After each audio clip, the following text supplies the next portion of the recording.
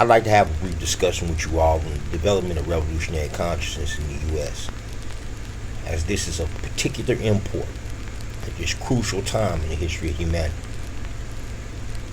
The U.S. is the mecca of reactionary man. The geopolitical and socioeconomic centrality of the U.S. and the broader global capitalist construct make it both the nexus of imperialist hegemony and the point which must be struck if we are to ever see a victorious revolutionary change in this world.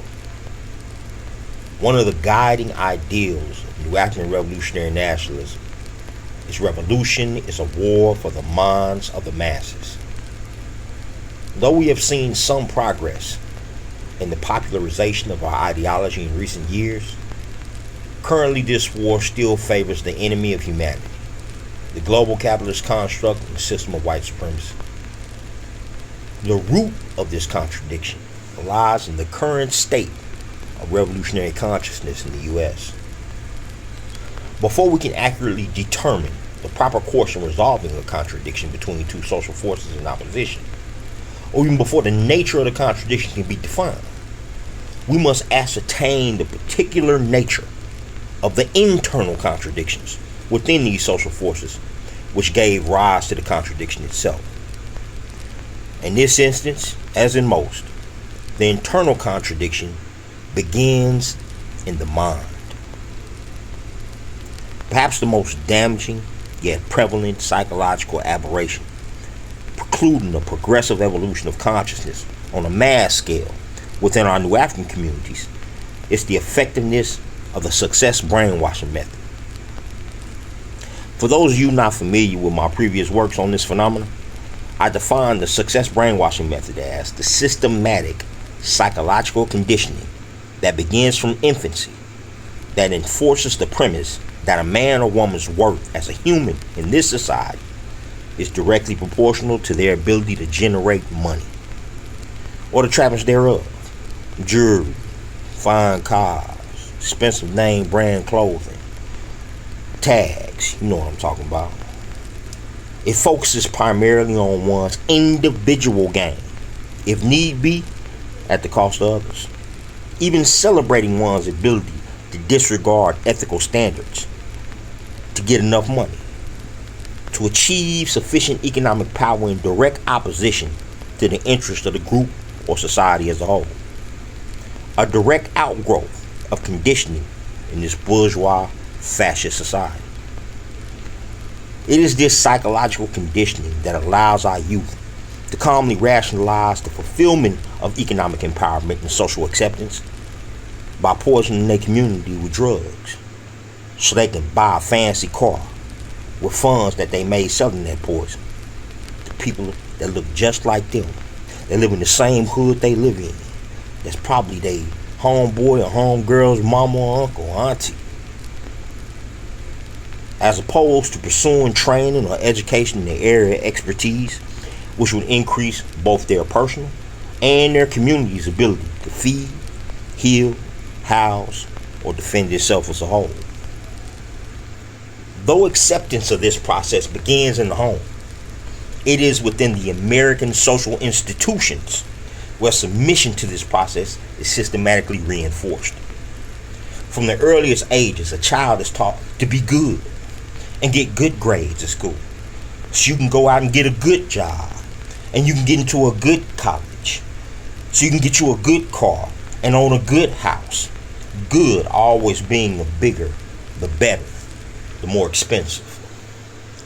These social pressures to conform to the standards set by the American consumer counterculture begin at the earliest ages, when small children are teased or vilified by their schoolmates for having cheap shoes or generic brand clothing, thus subtly but effectively building the pressure to conform to this model of success by any means necessary. Even though doing so means engaging in unethical and oftentimes illegal behavior to relieve that pressure, knowing full well this will ultimately lead you to being hunted, captured, arrested, tried, convicted, and imprisoned, and cast into the maw, the U.S. prison industrial slave complex. When combined with the racial disparities in education and employment, it becomes clear why this psychological paradigm is truly insidious. There are those who would rather have a Bentley than justice, Prada shoes and a Versace handbag than self-respect and reverence, who would rather have a kilo of coke than 5 acres of land. And what is most despairingly apparent, at least in the New African community, is the former outnumber the latter. The pervasiveness of the success brainwashing method is apparent in the music, speech technique, thought patterns, and behaviors inherent in U.S. popular culture of every hue, whether hip-hop or burritos, dance hall or pop, R&B or reggaeton, money, sex, fast cars, plush pads, iced out jewelry, all that matter.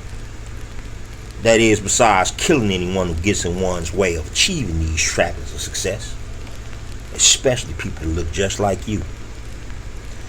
This obsession with all things opulent has resulted in a decreased awareness of our condition as a colonized nation within a nation, an empire, under relentless attack, socially, economically, legally, politically, sexually, and militarily, by U.S. domestic imperialism and a system of global white supremacy as a whole. The relentless exploitation of workers in the pit of wage slavery enforced by the insidious machinations of the capitalist class and their trade union lackeys adds a complementary dimension of psychological subjugation to this dynamic. We are at war in the most literal sense of the word, yet those most adversely, those most passionately, those most brutally affected by this post 9/11 American way of for your own good Gestapo measures are so blind, deaf, and deluded that they consistently identify with U.S. patriotism whenever the next front is announced in America's open-ended war of imperialist aggression. As we speak, on multiple social media platforms, you have black folks in America organizing niggas for Trump rallies. And I'm not bullshitting. I'm serious. Not 2 months prior to September 11th, New Africans in Cincinnati was taken to the streets seeking military justice for the repeated murders of New Africans by white police officers. This cat Trump has on multiple occasions stated exactly how he feels about our community. Yet there's a large swathe of our community that plans to vote for this cat in the next bourgeois election cycle.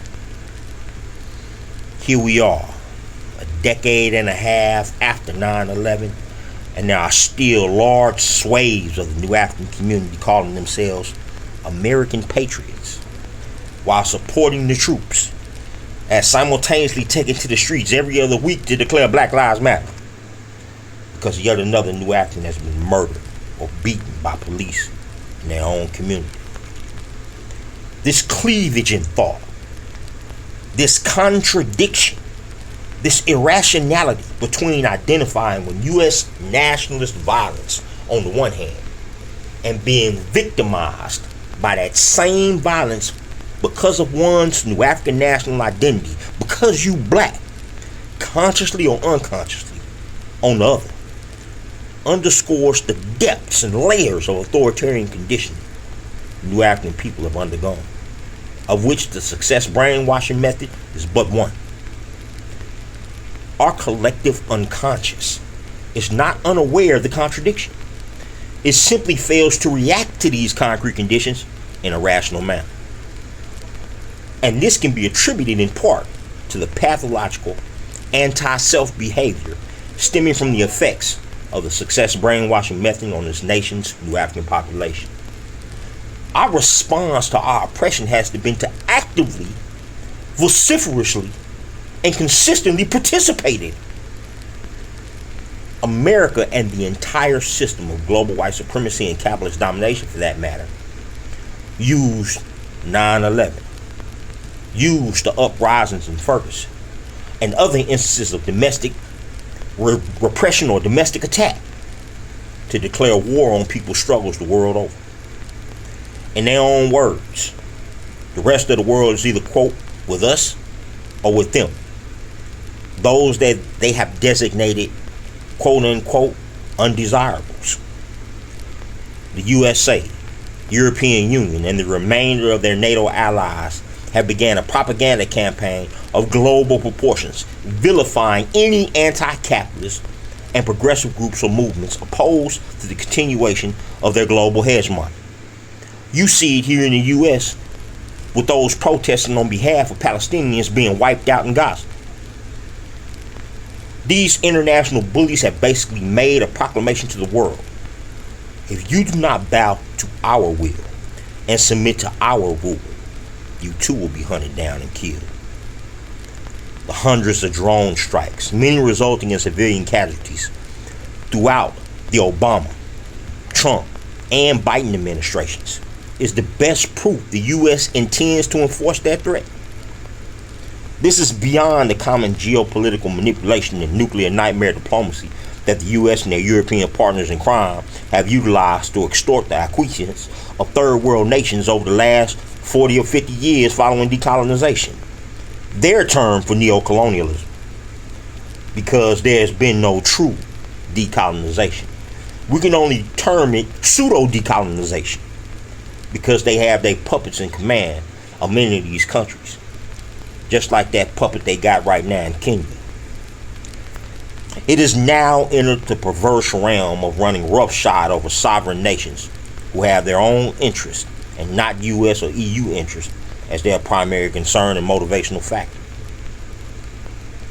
This policy is made for some unforeseen and potentially disastrous consequences. Hamas's attack on Israeli civilian targets, which have affected the lives of real people. Nevertheless, any legitimate struggle for true freedom or political cooperation which opposes their vision of a westernized world is characterized as extremist, terrorist, or just plain criminal. Lest we forget, Palestinians have been being brutally murdered by those who classify themselves as Israelis since 1949. In this conflict alone, they done killed 37,000 Palestinian women and children. It is as though they expect the poor, oppressed masses of the world to just accept their despotism without protest, to choose absolute submission rather than committed resistance. But a choice between the people's liberation from imperialist tyranny or bowing to the will of U.S. military hegemony is no choice at all. The people, by writ of desperation and necessity, must invariably opt to pursue their own interest. That interest is revolution. In spite of the global scope of this conflict, it is the revolutionary within the U.S., which is in the single best geographic, geopolitical, and strategic position to manufacture the social change which would result in the complete and absolute destruction of the system of global white supremacy and the capitalist geopolitical construct in all its myriad manifestations around the world.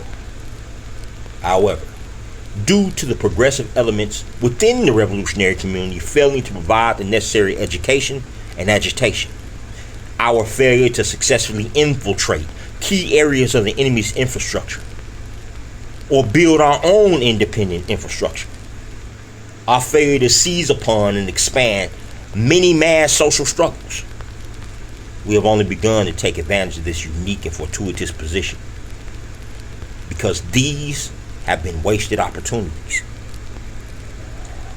You need only cut on your TV, open your front door, or pick up a newspaper to see some new African, Latino, or Asian man or woman blindly waving the tiny American flag, cursing the name of all terrorists, and touting the strength and resilience of we Americans, when most of them have a loved one in jail or prison, on dope or poor, dead or destitute, victims of a nation who has had as its national policy the criminalization and social control of New African and Latino people within its borders from time immemorial.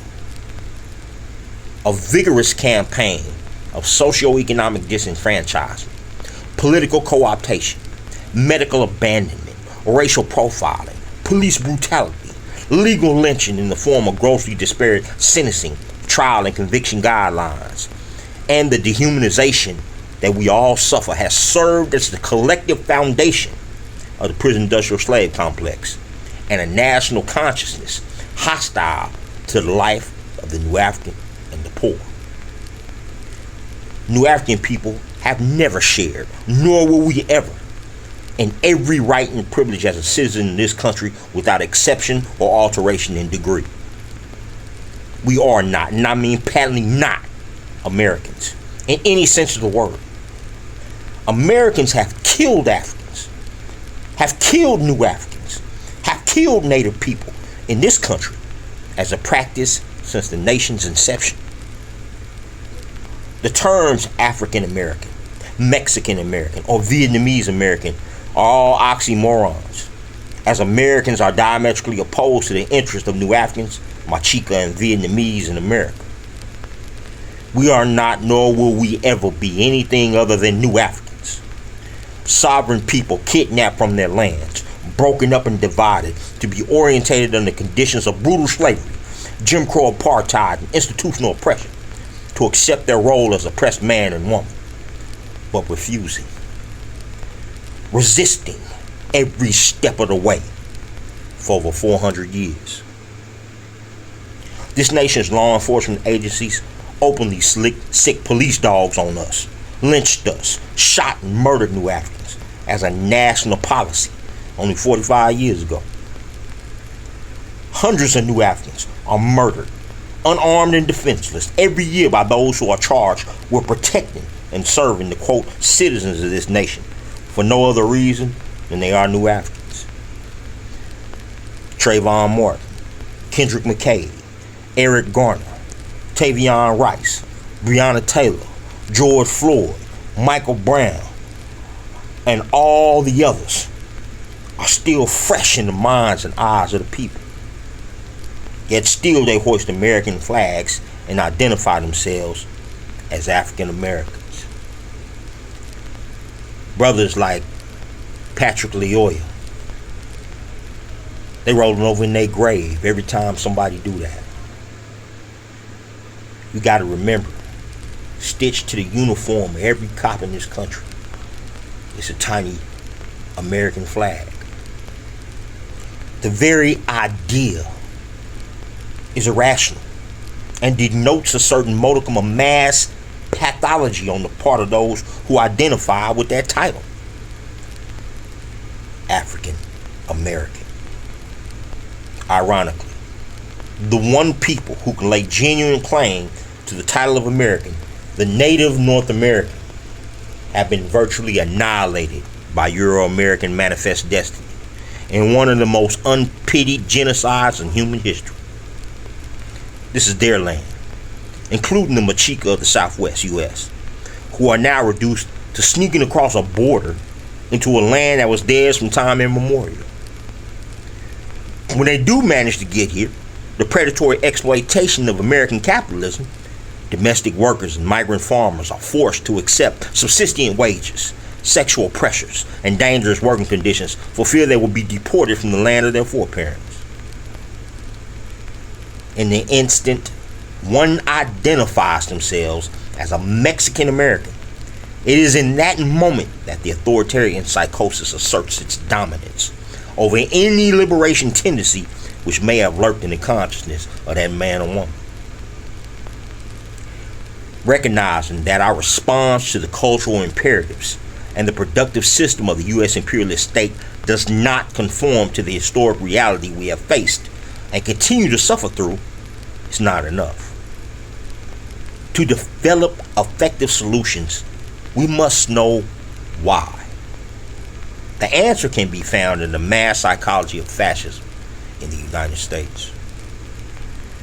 The unique ideological basis of capitalist economic development in the U.S., which incorporates the race caste system as a vital component of the class hierarchy, created a corresponding character structure that is reproduced and reinforced in its quote-unquote citizens, including New Africans. There has never been a conflict between democracy, racial oppression, inequality, and exploitation in the mind of authoritarian man in America. While a historic analysis of U.S. economic conditions gives us a glimpse into the material basis of racist ideology, it provides little insight into its irrational core. How it got there in this warped form today. Because all in the U.S. have been subjected to the socioeconomic conditions of American capitalist society. Quote-unquote American man and woman reproduces those unique historical economic processes in their ideology. You have to understand, this process of ideological assimilation was different, was unique for each cultural group subjected to it. New Africans, over the course of 496 years, were orientated into this ideological form through brutal enslavement, Jim Crow apartheid, death, prison industrial slave complex. Any attempts at resistance was crushed, such as the counterintelligence program and lynch law. This was our orientation into the ideology of authoritarian man in America. This is why some 3 centuries after the Willie Lynch method was introduced to increase the productive output and relative safety of enslaving Africans in America, the same twisted psychic structures that process created continue to be reproduced in both New Africans, and I mean the slave mentality, inferiority complexes, self-hatred, and in Euro-Americans, the authoritarian white male privilege, the superiority complexes, hatred of other human phenotypes in the United States today. That's how they got there. Ideologies reshape man's being. We discover his material core by analyzing the process by which he forms ideologies. The toxic historical process and development of U.S. patriarchal authoritarianism, exemplified by its legacy of atrocities, continues to give rise to the psychological certainty of additional atrocities and continued acceptance of those atrocities and those who maintain the ideological quote-unquote tradition of the American way today. You see, the irrational formation of an ideology also makes man's character structure equally irrational. The psychological social interconnections of American fascism are so vast, we will not explore them here. But it is sufficient to say the mechanization and authoritarian process of American man and woman took centuries.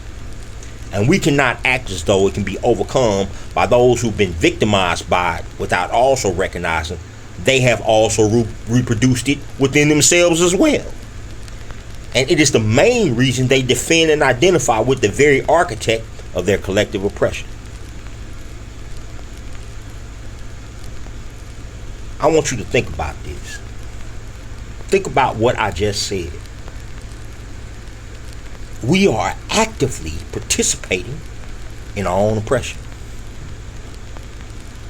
With this in mind, our efforts to reorientate and reindoctrinate New Africans and poor communities, that process must proceed with the requisite degree of urgency, practicality, the degree of magnitude and consistency, which will result in the progressive cultivation of transfer culture. Transfer culture is when you move from one way of life to a new, more progressive way of life. This means embedding ourselves as the revolutionary vanguard within the communities that we serve, so we may truly learn from the people, translate their experiences into more scientific yet easily related forms. We must acknowledge centuries of intentional underdevelopment and adjust our educational methods accordingly. Many of our people don't like to read. but can understand ideas which are demonstrated in social practice, which relate to their basic needs. Many of our people are attracted to whatever is popular at any given time, and our ideas should be molded to take advantage of popular social trends. We should focus on developing as many platforms for social cooperation and collective work as we possibly can. This is the reason why the autonomous infrastructure mission is so vital. It's so central. It's so necessary if we ever to achieve revolution in this culture. Social alienation within the New African collective community is the foundation upon which divide and rule authoritarianism rests. And I'm talking about that hyper-individualism, that naked self-interest, that greed, etc. There is no shortage of outrages and atrocities visited upon the underclass in America, which we can seize upon as the basis of confrontational social movements and aggressive agitation. They putting their foot in the people's ass every day. The people must first see and be convinced of the need for revolution, the need for social change, and no greater educator exists than exposure to the underlying basis of authoritarian power: violence. Such a systematic approach will require constant patience and practicality. Our people didn't fall under the sway of the authoritarian psychosis overnight, but over the course of hundreds of years. Neither will their minds be liberated overnight. It will take a sustained commitment by a specifically trained and highly skilled cadre to see progress. Those entrusted with this most central and sensitive responsibility must actively seek to cultivate and employ indigenous leadership. That means brothers and sisters from the same community we've committed to liberate as leaders. This is not only strategically necessary to ensure clandestinity for revolutionary organizers, but to maximize our access to the people and their trust in the party, and more importantly, to ensure our success. Our efforts to educate the people to their purpose must be grounded in their experience and basic needs, not on what we believe those needs should be. And central to this is an outlook which affords them a vision of what our future actually looks like, what our revolutionary culture and society, how it will manifest, how it will impact them on a day-to-day basis, how it will improve their daily lives. This means they must believe we can win, that at some point, 90 or 900 years from now, we will see a world where the oppression of man and woman by man and woman is a relic of the past. Our relative success will determine the trajectory of the people's consciousness and the scope of our revolutionary capacity. The cleavage in the core psychology of the people between an intense longing for freedom and an intense fear of freedom will only be mended if we are successful in transforming that longing for freedom into a need for freedom, and their intense fear of freedom into the courage necessary to overcome any force which stands in their way. The laws of dialectical change, in this instance, the transformation of quantity into quality, dictate we can produce a qualitative transformation in an individual or society by increasing their level of consciousness until there is a qualitative transformation in how they think, act, and relate to the productive system. In this process, there are forces which are conducive to increasing the progressive consciousness of the people, and those which actively resist such efforts, as they could threaten their own perpetuation and their own self-interest. The system of global white supremacy and capitalist domination will not simply sit idly by and allow us to manufacture victorious revolutionary change in America. They will not just sit back and let us change and transform this planet. The state is a tool to ensure the dominance of the ruling class over the remainder of society.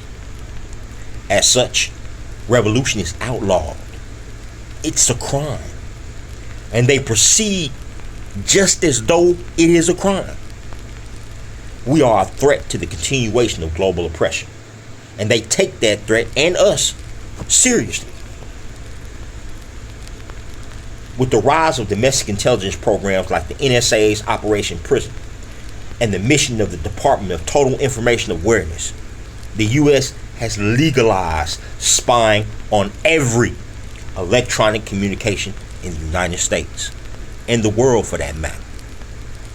So they may gather information on any real or potential threat to their continued dominion. Intelligence is a central factor of repression. The enemy wishes to know so they will be able to repress at the appropriate time, a time of their choosing, not ours. If the key to victory in warfare lies in deception, then the key to deception lies in foreknowledge. Intelligence, comrades. If we know how, when, and where they seek to repress us, then we can avoid being repressed and the continuity of the revolutionary line is preserved. Such information will not simply come to us. We must cultivate the requisite intelligence and counterintelligence apparatus.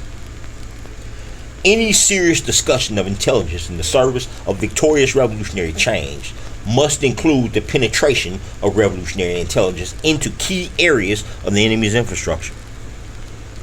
Telecommunications, law enforcement municipalities, corporations, shipping ports, financial institutions, courthouses, jails and prisons, military services, security firms, college campuses, research facilities, and political institutions should all have some revolutionary intelligence presence attached to a clandestine intelligence apparatus. There's no area of human activity wherein we cannot benefit from foreknowledge. If we are serious about winning this war for the minds of the masses, we must be able to survive to do so. Without effective intelligence and counterintelligence, we will perish. The enemies of the people possess more secret police, spy groups, and intelligence networks than many of us can even begin to fathom. COINTELPRO never ended. It only evolved and expanded to more advanced and disturbing heights. It is the repressive apparatus's ability to be privy to our secrets, coupled with our inability to readily access theirs, that remains the most glaring and detrimental disparity in this historic contradiction. It is a disparity we have the capacity to correct at the current level of NARN's development. The question is, will we? Consciousness, how we see our world, process our experiences, and respond to the productive system and to one another, is influenced by our conditioning. The system of global white supremacy, fascism, and the global capitalist construct, which has fueled this evolution into a material force in our world, and the primary sources of contradiction for the minds of the masses, will not sit idly by and allow us to change this planet. We have to understand that. We also have to understand repression breeds resistance, and the oppressor creates the revolutionary by the act of oppression. Just as the U.S. mass psychology of fascism is perpetuated and reinforced throughout American institutions, it is our responsibility to establish revolutionary institutions which serve to transform the core consciousness of the people by providing a liberating conditioning to counter the submission consciousness they've been subjected to. The primary institution of the Revolutionary Party is the cadre structure. It is the new African nation in micro. If we are to succeed in transforming the minds of the masses, we must build fully functioning, community-based field structures which provide socialist social institutions such as New African youth educational collectives like Youth Community Action Program, socialist economic institutions such as the Closed Circuit Economic Initiative, socialist production institutions such as Sustainable Agricultural Commune, socialist political institutions such as community development programs like community safe zone initiatives, which are organized on democratic centralist principles, socialist cultural institutions such as New African cultural pride and awareness programs, which celebrate New African culture and our traditions of resistance and collective working responsibility, such as the Black August Organizing Committee and the Black August Resistance Programs. Socialist military institutions, such as the Secure Communities Mandate and community initiatives for self-defense, teaching our people how to defend themselves in classes throughout our communities, as an example of what our future revolutionary culture and society will look like. These should be embedded in the community and permanent. When I walk out my front door, I should be able to see the New African Math and Science Center initiative in that house 2 houses down and be able to go there and learn something I didn't know today. The field cadre provides the necessary leadership and direction within the New African community, which guides the people through the series of illuminations from practical alternatives to capitalistic and self-interest based modes of life, on to transfer culture, where the party field structure becomes the leading institution in the community, on to goal culture, where the people see not only the need to transform the nature and culture of capitalist society, but are actively committed to its end and the establishment of the new revolutionary culture and society. As such, the cadre field structure is an indispensable institution in the development of revolutionary consciousness in America. Which leads finally to you, the listener. Political discourse, revolutionary political discourse, is designed to transform your perspective and thinking so it will in turn change how you act.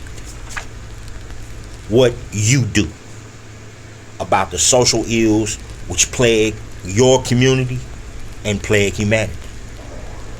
So before we end this discussion, I want to reinforce why there is no other solution than revolution, and why it is the NARN party, which is the most advanced revolutionary formation in the United States. The foundational psychology of the global capitalist construct and system of white supremacy is perhaps most accurately defined as the Luciferian philosophy. I use this analogy because the vast majority of New Africans in this country are Christians. And I want y'all to understand this in practical terms you might hear in your pulpit. According to the apocryphal scripture, Lucifer, the angel of light and music, the most powerful archangel in heaven, and the third part of the angels of heaven, refused to bow to Yahweh Elohim's creation, man, in defiance of God, because they felt, since they were stronger, smarter, and more powerful, the fact that they were divine beings, they deserved to rule over man, not serve him. In essence, the Luciferian philosophy is might makes right, period. It is the global capitalist construct and system of white supremacy which is the primary adherent to this Nietzschean worldview. And history bears this out. Consider, if you will, the US, EU, Britain, Australia, Canada, and all the rest of the world's capitalist and imperialist and neo-imperialist nations, which currently make up the core politically, ideologically, and militarily of the system of white supremacy. They currently waging a quote-unquote war against terror, while they themselves have no parallel in human history for the scope and magnitude of atrocities committed against humanity. In just the span of the last 500 years, they have accumulated the following list of outrages. Killed over 250 million Africans during the transatlantic slave trade and colonial occupation of Africa. The native Tasmanians were rendered extinct, due primarily to European big game hunters actually killing and stuffing them to make taxidermy trophies. 50 million Native North Americans were systematically slaughtered during the U.S. government's western expansion in their quest to fulfill their quote-unquote manifest destiny. Canadian, French, and English aggression claimed the lives of over 12 million Native North Americans in the creation of the Canadian nation-state.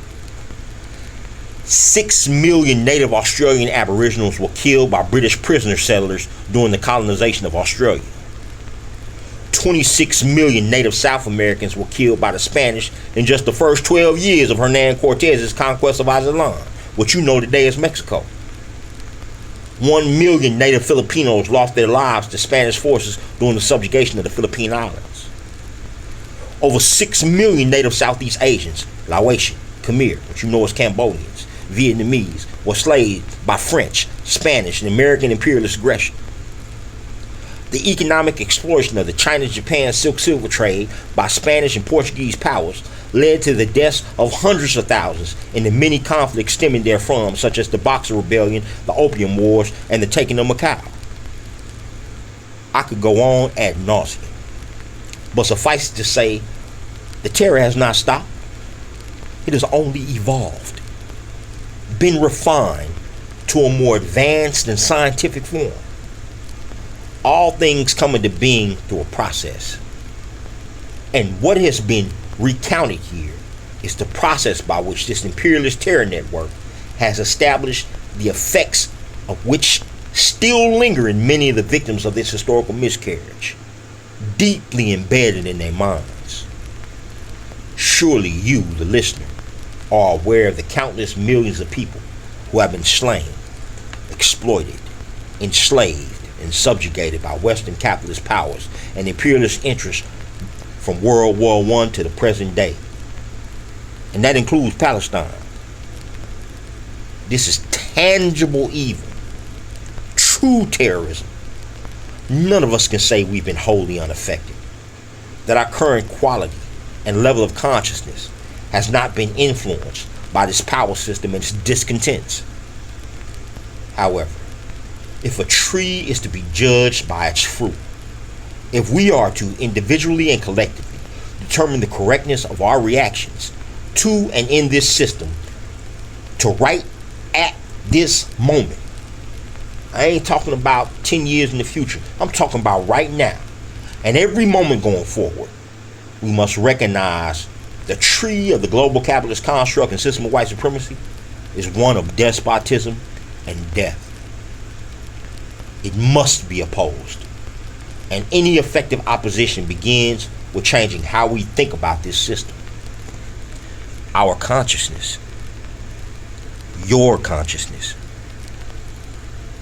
Development of revolutionary consciousness, after all the social conditions and forces and contradiction have been weighed, analyzed, and assessed, is the only rational social perspective. We will either see reality for what it is, adapt our thinking accordingly, evolve and commit ourselves to overcoming it, or we will all remain subjugated by the wills of madmen, drunk on their own power and confident in their ability to deceive the uninitiated. We will perish as a political formation, and they will continue to dominate the world. It is going to take a coldly objective, professional force of clandestine revolutionaries and a well-developed intelligence, communications, technological, and economic infrastructure thoroughly insulated and dispersed throughout the masses to carry forth the vanguard role of our cause and successfully liberate the minds of the masses. The NARN Party will continue to evolve and adapt its objectives to conform to new variables and needs. But our primary cause, to end the oppression of man and woman by man and woman, and shine the light of freedom, justice, and equality across the face of all humanity, is as constant as the stars in the night. It will be upon the ever onward and upward evolution in the people's consciousness that the foundation for a new era for our world and our species will be established. That begins with you. That begins with the man and woman in the mirror. What will you do? How will your consciousness change? Think on these things. They are cause for great meditation.